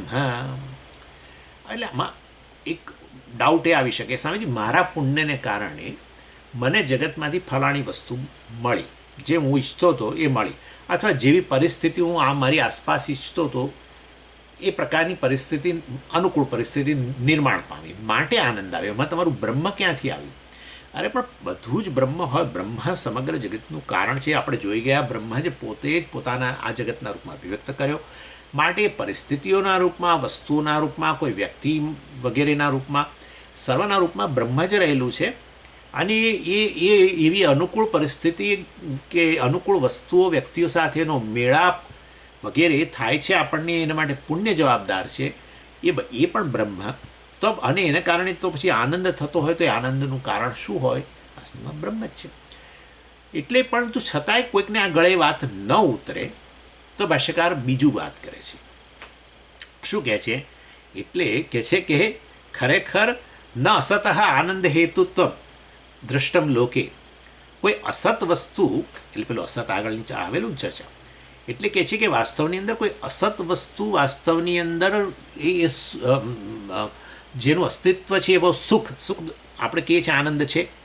એટલે આનંદના જે અસ્તિત્વ, જે સત વસ્તુ છે એ સત્વસ્તુનું કારણ કોઈ અસત તો ન જ હોઈ શકે. એટલે વાસ્તવની અંદર કોઈક તો કારણ માનવું જ પડે. અને એ કારણ તમે જગતનું એક બતાવતા હો, જગતને તમે સુખનું કારણ કહેતા હો, વિષયો આ તે બધું, પણ એ બધું બ્રહ્મ જ હોવાને કારણે ખરેખર બ્રહ્મ જ આનંદનું કારણ છે. અને તમને છતાં એ વસ્તુ ગળે વાત ન ઉતરતી હોય તો ભાષ્યકાર કહે છે બાહ્ય આનંદ સાધન રહિતાઃ અપી નિરીહાઃ નિરેષણાઃ બ્રાહ્મણાઃ બાહ્ય રસ લાભાત ઇવ સાનંદાઃ દૃશ્યન્તે વિદ્વાંસઃ. બાહ્ય આનંદ સાધન રહિતાઃ એટલે બાહ્ય આનંદના સાધનો ન હોય એવા લોકો, એટલે કે આપણા વિદ્વાંસઃ, જે બ્રહ્મજ્ઞાનીઓ છે, જે લોકો વાસ્તવમાં ખરેખર બાહ્ય આનંદની અપેક્ષા વગરના છે, આનંદના વિષયો બહાર રહેલા છે, એવા પ્રકારના બ્રહ્મમાંથી જ જે મુક્ત બની ગયેલા છે, એવા લોકો બાહ્ય આનંદ સાધન રહિતાઃ અપી નિરેષણાઃ નિરીહાઃ, કોઈ બાહ્ય વિષયોની ઈષણા વગેરે પણ રહેલી નથી. બ્રાહ્મણાઃ બ્રહ્મજ્ઞાનીઓ બાહ્ય રસ લાભાત ઇવ સાનંદાઃ દૃશ્યન્તે, જેમ કોઈ વ્યક્તિ સંસારી વ્યક્તિને કોઈ બહારની પરિસ્થિતિ, અનુકૂળ વ્યક્તિ, અનુકૂળ વસ્તુ મળે અને આનંદ થાય, એવો જ આનંદ એ બધામાંથી, એ બધાની ઈચ્છામાંથી મુક્ત હોય, એ બધાના પ્રકારના સંપર્કમાંથી મુક્ત હોય, છતાંય એવો જ આનંદ જો આ બ્રહ્મજ્ઞાનીઓ પ્રાપ્ત કરતા હોય તો એમનું કારણ, એમના આનંદનું કારણ હવે તમે કહો. તમે કહો છો કે વાસ્તવની અંદર આ તો બાહ્ય આનંદ બહારથી આવે છે, અને કોઈ વિષય છે કે કોઈ વસ્તુ છે, કોઈ વ્યક્તિ છે, ફલાણું છે, પરિસ્થિતિ છે, જે પણ, ચાલો એ બરાબર છે, અને એટલે તમે ન સ્વીકારો કે આનંદનું કારણ બ્રહ્મ છે, બરાબર છે. પણ આ જે બ્રહ્મજ્ઞાનીઓ છે એ લોકો પણ એવા ખુશ જણાય છે જેવા પેલા સંસારીઓ ખુશ જણાય છે. અને એ લોકો, એ બ્રહ્મજ્ઞાનીઓમાં કોઈ એષણાએ નથી ને એષણા પૂરી કરવા માટે કોઈ એવા કર્મ કરીને એ વસ્તુઓ પ્રાપ્ત પણ કરતા નથી. અરે ભૌતિક રીતે પણ એમની આસપાસ એ બધી વસ્તુઓ નથી. ઘણીવાર શું હોય કે ભૌતિક રીતે વસ્તુઓ બધી આપણી ગમતી વસ્તુઓ આસપાસ હોય, પરંતુ આપણે એવો દેખાવ કરીએ કે મને તો આ બધાની પડેલી જ નથી, મને તો હું તો સ્વતંત્ર છું, આનંદમાં, હું અમારી જાતથી આનંદમાં રહું છું, હું મારી જાત સાથે રહું છું. પણ પેલી ગમતી વસ્તુ બધી આજુબાજુ હોય. પણ સમજો કે એવી વસ્તુઓ પણ ના હોય, કારણ કે એની એષણા જ નથી કરી, તો પછી એ લોકોના જીવનમાં તો દુઃખ જ હોવું જોઈએ. પણ એ લોકોએ આવા જ આ જે સંસારીઓ જેવો આનંદમાં રહે છે એવા જ આનંદમાં રહે છે, તો પછી એમના આનંદનું કારણ શું છે?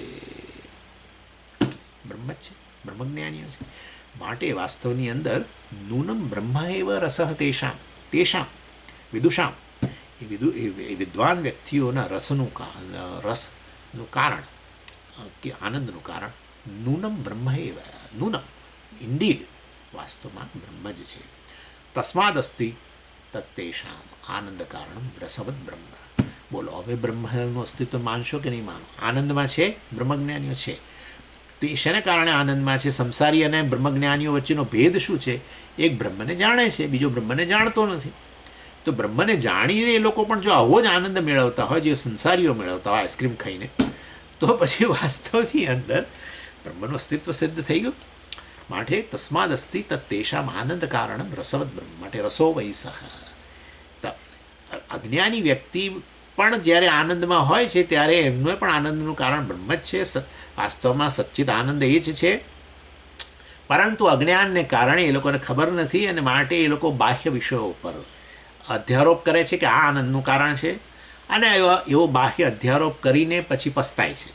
ડેફિનેટલી પસ્તાય છે, ફેંકી દે છે પછી વસ્તુ. બોલો, આ વસ્તુ લઈ આવે, આ જોઈએ છે કરીને પાછળ પડી જાય, ગમે એટલા પૈસા ખર્ચીને મહેનત કરીને લઈ આવે, અને ચોથે દિવસે તો આમ ટેબલ પર આમ સામે પડી હોય તો હવે કંઈક બીજી તરફ નજર છે. અરે પણ અહીંયા તારે જોઈએ છે રસ, તારા જીવનની અંદર આનંદ જ જોઈએ છે. કોઈને કશામાં રસ નથી, ઓનેસ્ટલી કહું તો કોઈને કશામાં રસ નથી. એક જ વસ્તુમાં રસ છે, આનંદમાં રસ છે. એ કોઈ સંબંધ હોય કે કોઈ વસ્તુનો ઉપભોગ હોય, આપણો રસ આનંદમાં છે. અને વાસ્તવની અંદર હવે આની અંદર આનંદ હોય તો પછી આનંદ હંમેશ માટે આવ્યો જોઈએ. સામે પડી હોય તોય દુઃખી હોય, અને બીજી કોઈ વસ્તુ શોધતો હોય. માટે કેવળ અધ્યારોપ કરેલો હતો. અને માટે ખરેખર જ્યારે આનંદ મેળવી રહ્યો છે ત્યારે પણ એ વાસ્તવમાં આત્માનંદ જ છે, પરંતુ એને ખબર નથી, અજ્ઞાન છે. જ્યારે પેલી વ્યક્તિ જાણે છે, બસ આટલો ભેદ છે. રસનું કારણ, રસનો સોર્સ, આનંદનો સોર્સ કેવળ બ્રહ્મ છે. અસ્તિત્વનો સોર્સ બ્રહ્મ છે, જ્ઞાનનો સોર્સ બ્રહ્મ છે, આનંદનો સોર્સ બ્રહ્મ છે. બાકી બધું જે છે તે અસ્તિત્વનો સોર્સ બ્રહ્મ છે. કશું છે બસ તો બ્રહ્મ છે. કશાનો અનુભવ થઈ રહ્યો છે, કશું જણાઈ રહ્યું છે, હા તો બ્રહ્મ છે. ચેતન વગર કશો અનુભવ જ ન થાય. ચેતન વગર કશો અનુભવ જ ના થાય. માટે તમે મને અત્યારે અનુભવી રહ્યા છો, તમે બ્રહ્મ છે, પતી ગયો. કારણ કે ચેતનને અનુભવ થાય અને મારો અનુભવ નથી થતો. એટલે વાસ્તવમાં સમજ પડતો આ તો એનો એવો થયો કે તો પછી હવે તમારું ફરી ગયું. તમે કહો છો આને અનુભવ નથી થયો તો આ ચેતન નથી, એટલે મતલબ કે આ બ્રહ્મ નથી. હમણાં તમે કહો છો કે સર્વ કંઈ બ્રહ્મ છે, ને હવે તમે કહો છો આ બ્રહ્મ નથી ને હું ચેતન છું, હું બ્રહ્મ છું. એ તો તમે તો અભિફોક થઈ ગયું. બ્રહ્મની અભિવ્યક્તિ નથી, ચેતનની અભિવ્યક્તિ નથી. સતરૂપે તો છે ને, જોઈ ક્લિપ છે, હા બસ તો બ્રહ્મ છે. સર એ ક્લિપમાં છે પણ હું બ્રહ્મ છે, દેટ્સ ઇટ. એનીવે ચાલો. એટલે અહીંયા કારણ કે અહીંયા પેલો અભાવ છે ને, સૂક્ષ્મ શરીરનો અભાવ છે, એટલું જ છે, બાકી બીજું શું. સૂક્ષ્મ શરીરનો અભાવ હોવાને કારણે ચૈતન્ય બ્રહ્મની અભિવ્યક્તિ નથી, એટલું જ છે. માટે એ ચેતન જણાતું નથી, એટલું છે. એનીવે, અને પાછું બીજું વધારે કારણ આપે છે. ઇતશ્ચ અસ્તિ કુતઃ પ્રાણનાદિ ક્રિયાદર્શનાत् અયમપી હિ પિંડ જીવતઃ પ્રાણેન પ્રાણીતિ અપાનેન અપાનિતિ ઇતિ એવં વાયવીયાः ઐન્દ્રિકાશ્ચ ચેષ્ટાः સંહતૈः કાર્યકરણૈः નિર્વર્ત્યમાનાः દૃશ્યन्ते તચ્ચ એકાર્થવૃત્તિત્વેન સંહનનમ ન અંતરેણ ચેતનમ અસંહતમ સંભવતી અન્યત્ર અદર્શનાत्. આ બહુ મોટો આર્ગ્યુમેન્ટ કરેલો પણ ચર્ચા કરેલી, અને એને બહુ જાણીતી દલીલ છે આપણા શાસ્ત્રમાં. એને સંઘાતની દલીલ કહેવામાં આવે છે. આ મૂળ તો આમ તો આ સાંખ્યની એક કારિકા જ છે. સાંખ્ય કારિકામાં પણ આ વસ્તુની ચર્ચા થયેલી છે. એ લોકો પણ પુરુષનું અસ્તિત્વ આ રીતે સિદ્ધ કરે છે. પુરુષ એટલે કે આ ચેતન પરમાત્માનું અસ્તિત્વ. એને આ સંહતિ આર્ગ્યુમેન્ટ કે સંહતિ દલીલ કે સંઘાતની દલીલ કહેવામાં આવે છે. એટલે કહે છે કે જુઓ, બ્રહ્મના અસ્તિત્વ માટે એક આ બીજી દલીલ. હવે ઇતશ્ચ અસ્તિ એટલે વળી અમે તમને વધારે કારણ આપીએ. એટલે કુતઃ પ્રાણનાદિ ક્રિયાદર્શનાથ. એટલે આ મૂળ તો શું છે કે આ શરીર, મન, આ બુદ્ધિ અને આ ઇન્દ્રિયો અને પ્રાણ વગેરેનો જે આ સંઘાત જે છે એ જોડાયેલો છે, લાગે જ છે જોડાયેલો. કારણ કે એક ભાગ બીજા સાથે જોડાયેલો હોવું સ્પષ્ટપણે એની અંદર જણાય છે. એક ભાગ બીજા ભાગને મદદરૂપ થઈ રહ્યો છે. તમે જુઓ તો કાર વગેરેની અંદર જે ભાગો છે એને જોડવામાં જ આવેલા છે. જો એ ભાગો એકબીજાને મદદરૂપ ન થવાના હોય તો એ ભાગને ફિટ કરવાની જરૂર શું છે? કાઢી નાખો, ઉપરથી પ્રાઇસ ઓછી થઈ જશે. જેટલું તમે વધારે જોડો, મતલબ કે એની પ્રાઇસ ઉમેરાતી જ જાય. એટલે દરેક ભાગની જરૂરિયાત છે, અને એ પૂરેપૂરો જે સંઘાત કામ કરી રહ્યો છે એની અંદર દરેકે દરેક ભાગનો રોલ છે, સ્વતંત્ર રીતે નહીં, એકબીજા સાથે સહકારથી. બરાબર ને? એટલે આ રીતે વાસ્તવની અંદર અહીંયા પણ એવું જ છે.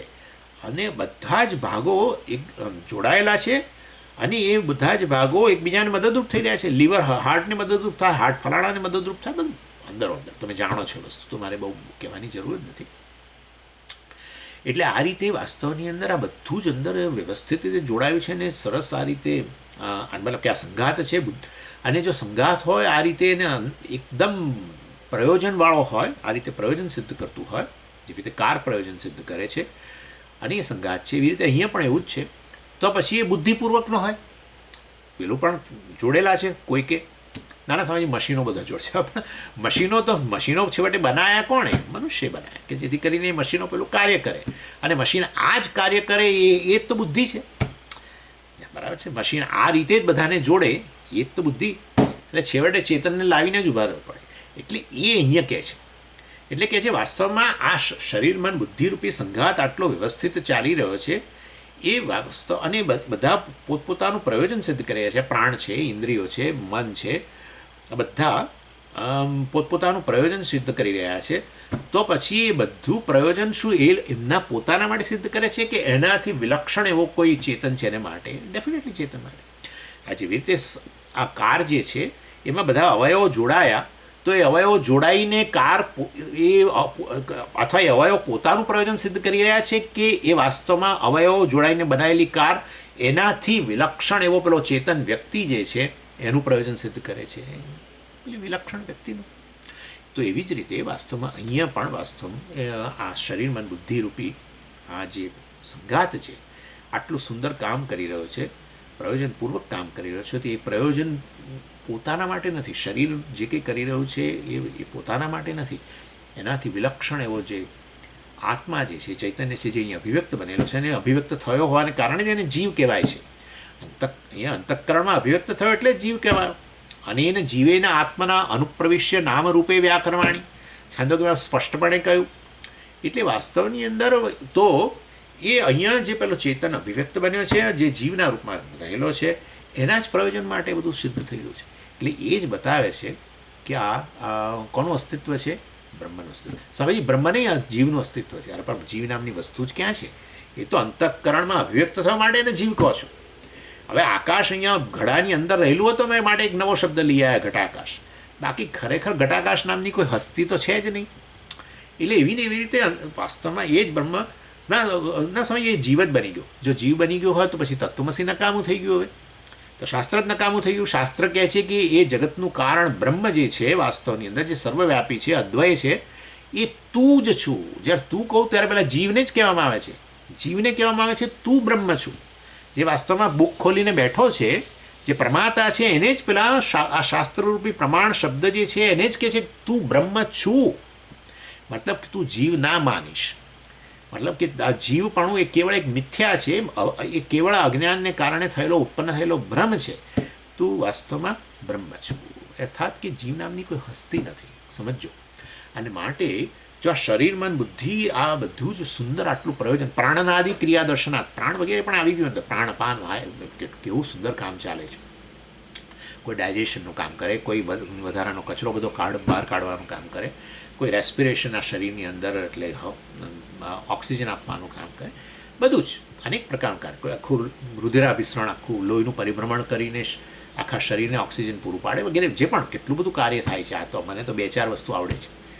કેટલું કાર્ય હજુ પૂરું શોધાયું નથી, બધું શોધ્યા જ કરે છે વૈજ્ઞાનિકો. એટલે આટલું બધું કાર્ય શું પોતાના માટે જ કરી રહ્યું છે? ના, જળ વસ્તુનું પોતાનું તો કોઈ પ્રયોજન હોય જ નહીં. આ તો જળ છે. તો એનાથી વિલક્ષણ એવો ચેતન હોવો જોઈએ, જેના માટે જ આ કામ થઈ રહ્યું. માટે બ્રહ્મનું અસ્તિત્વ છે. જબરજસ્ત. તમે જોયું કેવા આર્ગ્યુમેન્ટ છે. માટે આવું બધું હોવા છતાંય બ્રહ્મ નથી, પરમાત્મા નથી, ઈશ્વર નથી, એ કહેવું એ વાસ્તવ મૂર્ખામી જ છે. અને એનાથી હદ તો ત્યારે જ આવે, જેમ પેલું કહ્યું મેં તમને, પેલું વ્યક્તિ જે જીવિત હોય એ જ શું કહી રહ્યો છે? હું મૃત્યુ પામ્યો છું, હું મૃત્યુ પામ્યો છું. એના જેવી સ્થિતિ છે. હા, એવી સ્થિતિ છે. એનીવે તદાહ પછી હજુ આગળ યદિ એષ આકાશ પરમે વ્યોમની ગુહાયામ નિહિત આનંદ ન સ્યાત ન ભવેત કોહી એવા લોકે અન્યાત અપામ ચેષ્ટામ કુર્યાત. એટલે કહે છે કે જો વાસ્તવની અંદર યદ એટલે યદિ, અહીંયા યત્નો અર્થ યદિ કરવાનો, કે જો, યદિ એટલે સપોઝ, જો, ઇન કેસ, એમ આપણે કહીએ ને, ઇન કેસ, સપોઝ, એમ. યદિ એટલે જો એષ આકાશ પરમે વ્યોમની ગુહાયામ નિહિત આનંદ ન સ્યાત. એટલે આમ તો આ જે છે ને આ રિલેટિવ પ્રોનાઉન છે, યદ, તત્ વગેરે બધા. એટલે યદિ હોય તો તરહી, જો તો, એમ. યદિ એટલે જો, તરહી એટલે તો. અને યદિને યત્ને માટે ઘણીવાર યદને ભાષ્યકાર ઘણીવાર યદાના રૂપમાં પણ સમજાવે, જ્યારે તો પછી તદા ત્યારે. અને યતને ક્યારેક યદિ અને તરહી, જો તો એ રૂપમાં પણ સમજાવે. એટલે યત એટલે તો જે, આમ તો ખરેખર પણ યત જે છે સંદર્ભને આધારે યતનો યદિ કે યદા વગેરે પણ અર્થ કરી શકાય. યદિ એષ આકાશ આનંદ ન સ્યાત ન ભવેત. જો આનંદ આત્મા વગેરે ન હોત, કહ અન્યાત, કોણ આ પ્રાણને અંદર લઈ જાત? એટલે આમ તો અહીંયા આકાશ જે છે ને, આકાશ એટલે આસમંતાત કાશદે પ્રકાશદે ઇતિ આકાશ. આકાશનો આમ તો અન્યત્ર તમે જો જુઓ તો બ્રહ્મસૂત્રમાં આપણે ભણી ગયા, આકાશ સ્તનલિંગાત નામનું સૂત્ર હતું, વ્યાસાચાર્યજી બનાવેલું આ સમજાવવા માટે જ, કે આકાશનો અર્થ તમે ભૂતાકાશ ન કરશો, સંદર્ભને આધારે અર્થ કરો. હા, હવે તસ્માદ વા એ તસ્માદ આત્મન આકાશ સંભૂત, એ બ્રહ્મ જે આત્મા છે એમાંથી આકાશની ઉત્પત્તિ થઈ, આકાશાદ વાયુ તો પછી ત્યાં એ તો ભૂતાકાશ છે. પણ આકાશ અન્યત્ર, અહો આકાશનો અર્થ આત્મા પણ આ સમંતાત કાશતે પ્રકાશતે, જે વાસ્તવમાં સતત પ્રકાશી રહ્યો છે. જગત પ્રકાશે છે કારણ કે આત્મા પ્રકાશે છે. માટે વાસ્તવમાં એ જે સતત પ્રકાશી રહેલો છે, સ્વયં પ્રકાશ છે, એને માટે એવા આત્મા માટે કે બ્રહ્મ માટે આકાશ શબ્દ વપરાય છે. એટલે અને યદિ એષ આકાશ આનંદ ન સ્યાત. હવે અહીંયા આકાશનો અર્થ એ આત્મા થાય, એ તો આપણે ત્યાં બ્રહ્મસૂત્રમાં જોઈ ગયા હતા. હું તમને બ્રહ્મસૂત્રનો નંબર આપી દઉં, 1122, જેની અંદર તમે નોટ્સ કાઢીને જોજો. જે લોકો પાસે નોટ્સ છે એ લોકો, જે લોકો પાસે નોટ્સ નથી એ લોકો ચિંતા ન કરે, કોઈ ચિંતા નથી એમાં. પરંતુ આકાશ સ્તનલિંગાત એ સૂત્ર 1122ની અંદર આ વસ્તુ આપણે સમજાવેલી કે આકાશનો અર્થ, જ્યાં અમુક જગ્યાએ ઉપનિષદની અંદર જ્યાં આકાશનો અર્થ આત્મા કરેલો છે એ વસ્તુની સ્પષ્ટતા વ્યાસાચાર્યજીએ કરી. અને એટલે આકાશ આનંદ આવે, આવું સામાનાધિકરણ્યમ હોય ત્યારે હવે ભૂતાકાશ ન જ હોઈ શકે ને. ભૂતાકાશ કંઈ થોડું આનંદ સ્વરૂપ છે, આનંદરૂપ છે, એ કંઈ થોડું રસ સ્વરૂપ છે. એવું રસ સ્વરૂપ હોય તો આપણે તો અંદર કેટલું બધું અવકાશ છે ને, અહીંયા બહુ આગો અવકાશ છે, આપણે સતત આનંદમાં જ રહીએ. પરંતુ વાસ્તવમાં ભૂતાકાશ આનંદરૂપ નથી. પણ આકાશ આનંદ આવે તો પછી જરૂર એ આકાશનો અર્થ આત્મા જ કરવો જોઈએ, કારણ કે પ્રસિદ્ધ છે શ્રુતિમાં આનંદ તો વાસ્તવમાં એ તો આત્માનું સ્વરૂપ છે. માટે આકાશ આનંદ કયું હોય સામાનાધિકરણ્યમ, તો આકાશનો અર્થ ત્યાં ભૂતાકાશ ન લેવો જોઈએ અને આ આત્મા કરવો જોઈએ.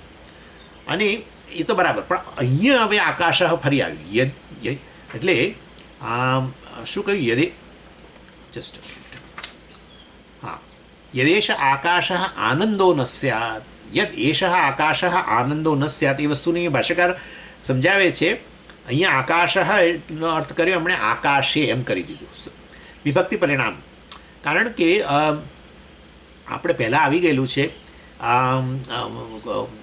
સત્યમ જ્ઞાનમ અનંતમ બ્રહ્મ સોરી શું પેલું વ્યોમની ગુહાયામ પરમે વ્યોમન વગેરે, એમાં ત્યારે વાસ્તવમાં એવું આવેલું કે આ ગુહાયામ અર્થાત આ હૃદયરૂપી ગુફાની અંદર, જેને દહર કહેવામાં આવે છે, ત્યાં જ વાસ્તવની અંદર આ બ્રહ્મ અભિવ્યક્ત બનેલું છે. કે ત્યાં અંતઃકરણનું સ્થાન છે અને અંતઃકરણમાં અભિવ્યક્ત બનેલો છે. એટલે એ રીતે આકાશનો અર્થ હૃદય આકાશ અહીંયા હોય. એના માટે પછી આકાશ યદેશ આકાશ આનંદો ન સ્યાત, ત્યાં આકાશનો અર્થ, એટલે ભાષ્યકાર આકાશનો અર્થ એક જગ્યાએ આનંદ આત્મા કર્યો, અને અહીંયા આકાશનો અર્થ એમણે પેલો સંદર્ભને આધારે પરમે વ્યોમની ગુહાયામ નિહિત એમ કરીને વાસ્તવમાં આકાશનો આકાશે એટલે આકાશમાં, એટલે કયા આકાશમાં અભિવ્યક્ત બન્યો છે? તો કે હૃદય આકાશની અંદર પરમે વ્યોમની ગુહાયામ નિહિત, આ હૃદયરૂપી ગુફાની અંદર જે હૃદયની અંદર અંગૂઠા જેટલો અવકાશ, એ અંતઃકરણનું સ્થાન છે. અંતઃકરણમાં આ પરમાત્મા અભિવ્યક્ત થયો છે. માટે આકાશ એમણે વિભક્તિ પરિણામ કરીને, આ તો ભાષ્યકાર કરી શકે, આપણે આપણી રીતે ન કરી શકીએ આવું. એટલે ભાષ્યકારે અહીંયા આકાશનો અર્થ આકાશે, અને તો તમે સંધિનો નિયમ જાણો જ છો, એકારનો લોપ થઈ ગયો. એટલે આકાશે પરમે વ્યોમની ગુહાયામ નિહિત આનંદ. સમજીએ, અમે તો નથી જાણતા સંધિના નિયમ, તો વાંધો નહીં, ચાલે, તો આપણે હું તો કહી દઉં છું, માની લો. એટલે આકાશે પરમે વ્યોમની ગુહાયામ નિહિત આનંદ ન સ્યાત, ત્યાં એ આનંદ છુપાઈને રહેલો છે, આનંદ રહેલો છે, આત્મા રહેલો છે, આત્મા અભિવ્યક્ત થયેલો છે. પરંતુ એટલા માટે તો ત્યાં ગુહા આપણે બધું જોઈ ગયા. ગુહા એટલે શું? ગુફા. તો ભાઈ ગુફા કહેવાનો શું અર્થ? ભાઈ એટલે કે ગુફામાં અંધકાર હોય, શું હોય ખબર ન હોય. એટલે વાસ્તવની અંદર ગુફામાં એક તમે કે ટોર્ચ વગેરે કરો તો ખબર પડે શું રહેલું છે. એવી રીતે આ વાસ્તવમાં હૃદયરૂપી ગુફા કે અંતઃકરણની અંદર અજ્ઞાન જ રહેલું છે. બધું જગત વિષયક અજ્ઞાન જન્મ્યા ત્યારે ને આત્મ વિશે પણ અજ્ઞાન, અને એમાં આપણે જગત વિષયનું જ્ઞાન પ્રાપ્ત કરતા રહીએ છીએ વૃત્તિઓના રૂપમાં. થોડું જ્ઞાન, એ જાણે કે પેલી નાની મીણબત્તી જેવું સળગાયું હોય ગુફામાં, એના જેવું. પરંતુ મૂળ આત્મવિષયક અજ્ઞાન જે છે તો અકબંધ જ રહે છે. એનીવે, એટલે એના માટે ગુફા શબ્દ વાપરેલો. ત્યાં જ આ આત્મા રહેલો છે, ત્યાં જ અભિવ્યક્ત થયેલો છે, પરંતુ ખબર નથી. એટલે આકાશે પરમેવની ગુહાયામ નિહિત આનંદ, એ આત્મા કે જે આનંદ સ્વરૂપ છે ત્યાં જ રહેલો છે. એ જો એ રહેલો ન હોત તો કોઈ એવા લોકે અન્યાત અપાન ચેષ્ટાન કુર્યાત, એ આનંદ આત્મા ન હોય તો પછી આ વાસ્તવમાં બધું આ જે આટલી બુદ્ધિપૂર્વકની બધી પ્રવૃત્તિઓ ચાલી રહેલી છે, આ બધી પ્રયોજનવાળી પ્રવૃત્તિ ચાલી રહી છે, એ શેના માટે ચાલે? જો એ અભિવ્યક્ત ન થયો હોત તો પછી એ બધી પ્રવૃત્તિઓ શું પોતાના માટે ચાલતી હોત? તો શક્ય જ નથી. આ જળ વસ્તુઓ જે કંઈ ભેગી થઈને બધું સંગાતે પ્રવૃત્તિ કરી રહી છે, એ પ્રવૃત્તિ પહેલાં ચેતન માટે કરી રહી છે, એનાથી વિલક્ષણ એવા. અને માટે એ વાસ્તવની અંદર અપામ ચેષ્ટા, એટલે આ બધું પ્રાણાપાન વગેરે બધી ચેષ્ટાઓ જે છે એટલે એ પ્રશ્ન કરે છે, કોઈ એવા લોકે અન્યાત અપાન ચેષ્ટામ કુર્યાત, તો પછી આ બધું આપણા પ્રાણ જે છે એ બહાર આવવા, અપાન આવવું, અંદર જવું, આ તે બધું જે ચાલી રહ્યું છે, આ રેસ્પિરેશન વગેરે બધું, એ કેવી રીતે ચાલતું હોત? ન જ ચાલતું હોત જો આ પેલો અંદર બેઠેલો ન હોત. એ અંદર જે બેઠેલો છે હૃદય ગુફાની અંદર, એ ચેતન માટે જ આ બધી વસ્તુઓ ચાલે છે. એટલે બધી એના કારણે જ તો. અને આ પછી એટલે પ્રાણની વાત કરીએ એટલે આપણે પંચ પ્રાણ ગણી જ લેવાના ને. અહીંયા પાચન થતું હોય કે આ રુધિરાવિસરણ થઈ રહ્યું હોય કે આ બધી જ વસ્તુ, કે પછી પેલો કચરો નીકળવો વગેરે, અને આ શ્વાસ ઉચ્છ્વાસ, આ તે બધું જ આ બધું ચાલી રહેલું છે. તો પછી જરૂર એ પેલો અંદર બેઠેલો હૃદય ગુફાની અંદર બેઠેલો પરમાત્મા જે છે, જે વાસ્તવમાં જીવના રૂપમાં જણાઈ રહેલું છે, એના માટે બધું ચાલી રહેલું છે. એમ કરીને પણ અહીંયા એનું અસ્તિત્વ સિદ્ધ કરે છે. કફ પ્રાણ્યાત પ્રાણનમ વા કુર્યાત, તસ્માદસ્તિ તદ્બ્રહ્મ યદર્થાઃ કાર્યકરણ પ્રાણનાદિ ચેષ્ટાઃ. હું હવે એમાં નથી જતો, આ બધું આપણે પહેલાં કરેલું છે. તત્કૃતઃ એવ ચ આનંદઃ લોકસ્ય કુતઃ એષ હિ એવ પર આત્મા આનંદયતિ સુખયતિ લોકમ ધર્માનુરૂપમ. અને પછી પાછી એ જ વાત કરે છે આચાર્ય કે તત્કૃતઃ એવ ચ આનંદઃ લોકસ્ય, એટલે લોકોના આનંદ જે છે એનું કારણ વાસ્તવમાં આ બ્રહ્માત્મા જ છે. તો કે કેવી રીતે? એષ હિ એવ પર આત્મા આનંદયાતિ. આનંદયાતિ જે છે એ તો વૈદિક પ્રયોગ છે. તમે જો જુઓ અનુવાકની અંદર તો આનંદયાતિ છે. તમે જો જુઓ તો આ યદેશ આકાશ આનંદો ન સ્યાત એષ હિ એવ આનંદયાતિ. આનંદયાતિને બદલે આનંદયતિ લેવાનું છે. આનંદયતિ ક્રિયાપદ છે, એટલે આને નામ ધાતુ કહેવામાં આવે છે. નામ ધાતુ એટલે એષ એવ આત્મા આનંદયાતિ, એટલે કે આનંદયતિ સુખયતિ લોકમ ધર્માનું. આનંદયતિ એટલે શું? તો કહે છે વાસ્તવમાં આનંદ એટલે આનંદ પ્રદાન કરે છે, આનંદનું કારણ બને છે. એટલે કોઝલ રૂટ, કોઝલ એટલે વાસ્તવની અંદર નાશયતિ જેમ કહીએ ને આપણે. જુઓ, એટલે નશ્યતિ એટલે શું? નાશ પામવો. પણ નાશયતિ કહીએ ને ત્યારે નાશ કરવો, ટુ ડિસ્ટ્રોય, હા, નાશ કરવો. એવી રીતે આનંદયાતિ એટલે કે આનંદયતિ એટલે આનંદ આપવો, આનંદનું કારણ બનવું. પેલામાં નાશનું કારણ બનવું, નાશયતિ. નશ્યતિ એટલે નાશ પામવો, પણ નાશયતિ તો નાશ કરવો, નાશનું કારણ બનવું. એવી રીતે આનંદયતિ આનંદનું કારણ બનવું. એટલે કે છે એષ એવા પર આત્મા, જીવાત્મા નહીં, પર આત્મા. એ જીવાત્મા જે વાસ્તવમાં પરમાત્મા રૂપે રહેલો છે એ જ આનંદયતિ. ભાષ્યકાર વળી પાછા બિચારા કે છે સુખયતિ, એ જ સુખ પ્રદાન કરે છે લોકોને, જીવોને. શેના? ધર્માનુરૂપમ, ધર્મને અનુરૂપ, પુણ્યને અનુરૂપ. એ જ વાસ્તવમાં આનંદ પ્રદાન કરનારો રહેલો છે, અને માટે બ્રહ્મનું અસ્તિત્વ છે, વગેરે વગેરે. સ એવ આત્મા આનંદરૂપ અવિદ્યયા પરિચ્છિન્ન વિભાવ્યતે પ્રાણીભિઃ ઇત્યર્થ. અને એ આત્મા જે આનંદરૂપ છે, એક અખંડ, તમે વિચારો, એક અખંડ આત્મા સમગ્ર જગત પોતાનામાંથી પોતે જ અભિવ્યક્ત કરેલું હોય તો એ અખંડ આત્મા જે છે વાસ્તવમાં અખંડ હતો જ અને અત્યારે અખંડ જ છે. અખંડ ખંડવાળો બની ગયો તો હવે આ બ્રહ્મ છે એવું તો બોલાય જ નહીં, કે હું બ્રહ્મ છું એ ના બોલાય. એક અખંડ આત્માઓ કેવો? અવિદ્યાને કારણે પરિચ્છિન્ન વિભાવ્યતે, પરિચ્છિન્ન સંસારનું કારણ બને છે. પછી પરિચ્છિન્ન એટલે હું પરિચ્છિન્ન છું. તમે તમારી જાતને પરિચ્છિન્ન કહો એટલે પછી તમે તમારી જાતને પરિચ્છિન્ન કહ્યું, એનો અર્થ શું થયો? તમે તમારી જાતને અલ્પ કહ્યું, એનો અર્થ શું થયો? કે આ બધું મારાથી જુદું છે. સ્વાભાવિક છે. તો જ એટલે દ્વૈત બુદ્ધિ પણ આવે, એને પછી ભયનું કારણ બને વગેરે. એટલે ખરેખર એ હવે બતાવશે આગળ, અત્યારે હું નથી લેતો. બ્રહ્મ જ ભયનું પણ કારણ છે અને બ્રહ્મ અભયનું પણ કારણ છે. એ જ બ્રહ્મમાં તમે આવી દ્વૈત બુદ્ધિ ઉત્પન્ન કરો. હું બ્રહ્મ હોવા છતાં હું કહું ના, હું તો જીવ છું, અલ્પ છું, અને આ જગત મારાથી ભિન્ન છે, જગત છે, બરાબર છે. તમે કે જગત વાસ્તવ બધું એક અખંડ બ્રહ્મ છે, પરંતુ ના, આ રીતે તમે એક ભેદ, અવિદ્યાને કારણે ઓફકોર્સ ભેદ ઉત્પન્ન કરો, દ્વૈત ઉત્પન્ન કરો, તો હવે એ જ બ્રહ્મ શેનું કારણ બન્યું? ભયનું. અને હું અખંડ બ્રહ્મ છું, મારાથી અન્ય કશું છે જ નહીં, દ્વૈત છે જ નહીં. વાસ્તવિક રીતે દ્વૈત છે નહીં, અનુભવાય છે, બરાબર છે. અનુભવાય તો આ વસ્તુ અનુભવાય તેથી સત્ય હોય એવો તો કોઈ નિયમ જ નથી. હવે તો બેધડક કહી શકાય. બેધડક એટલે બેધડક. જે આપણું સાયન્સ છે એ આટલું જ પુરવાર કરી રહ્યું છે. જે વસ્તુ જેવી અનુભવો છો એવી એ રૂપમાં છે જ નહીં.